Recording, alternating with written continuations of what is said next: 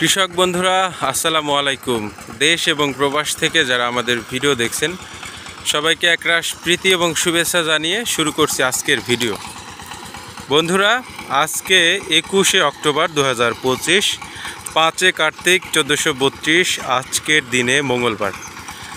তো বন্ধুরা, আমাদের এই মাঠে অর্থাৎ রাজবাড়ী জেলার বালিয়াকান্দি উপজেলার বিলকাতলি মাঠ, এটা একটু উঁচু জমি এবং আমি আপনাদেরকে ঘুরে ঘুরে দেখাবো যে পুরো মাঠ।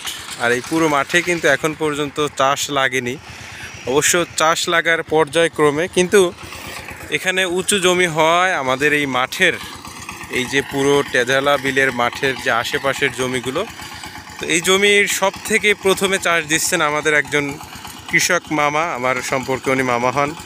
তো তিনি দেখুন যে কিভাবে তার জমি চাষ করছেন।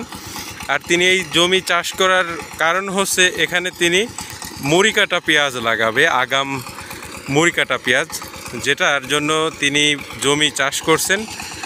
এবং আগাম মুড়িকাটা রোপণ করলে একটা সুবিধা হয় যে সময় পেঁয়াজটা উঠবে তখন বাজারে চাহিদা থাকবে, যার কারণে তিনি একটা ভালো লাভবান হবেন, ভালো একটা দাম পাবেন। তো দেখতে পাচ্ছেন আমাদের এই মামা তার জমি চাষ করছেন। তো আজকে তিনি চাষ করছেন এবং আমি যতটুকু তার কাছ থেকে শুনেছি, তিনি আগামীকাল থেকে পেঁয়াজ, মুড়িকাটা যে পেঁয়াজ, সেটা রোপণ করবেন। আর এক ভাই, আমাদের মাদারীপুর জেলার এক ভাই, তিনি বলেছিলেন যে কিভাবে এই মাটি ছোট ছোট করে, আমি আপনাদেরকে দেখাবো যে এই দেখেন কিভাবে মাটি একদম ঝুরঝুরে হয়, এক চাষের মাধ্যমেই দেখাবো যে কি পরিমাণ মাটি ঝুরঝুরে হয়। তো এই দেখুন, এটা বলে সিডার, আমাদের এলাকায় বলে সিডার। তো এই সিডার দিয়ে মাটি চাষ করছে। দেখেন এখানে দেখেন মাটির অবস্থা, দেখেন একদম এক চাষেই কিন্তু একদম ঝুরঝুরে মাটি হয়ে গেছে। হ্যাঁ, এই মাটি আর আগামীকাল সকালে সম্ভবত আর একটা চাষ দিয়ে তিনি মুড়িকাটা পেঁয়াজ রোপণ করবেন। এবং সে ভিডিও কিন্তু আপনাদেরকে আমি পর্যায়ক্রমে দেব। দেখুন যে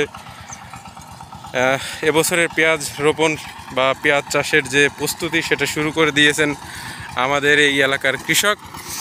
তো বন্ধুরা, আমার এই ভিডিও যদি আপনাদেরকে ভালো লাগে অবশ্যই আমার চ্যানেলটি সাবস্ক্রাইব করবেন এবং আপনাদের মন্তব্য জানাতে পারেন কমেন্ট বক্সে, ভালো লাগার কথা।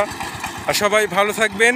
দেখা হবে পেঁয়াজ চাষ সম্পর্কিত এবং নানাবিধ কৃষি যে কোনো চাষ সম্পর্কে আপনাদের সামনে আমি তুলে ধরব। অবশ্যই সাপোর্ট করবেন এবং ভিডিও দেখবেন। তো সবাই সে পর্যন্ত ভালো থাকবেন, সুস্থ থাকবেন, ভালো থাকার দলে থাকবেন, এই প্রত্যাশা নিয়ে আজকে এখানেই বিদায় নিচ্ছি। আল্লাহ হাফেজ।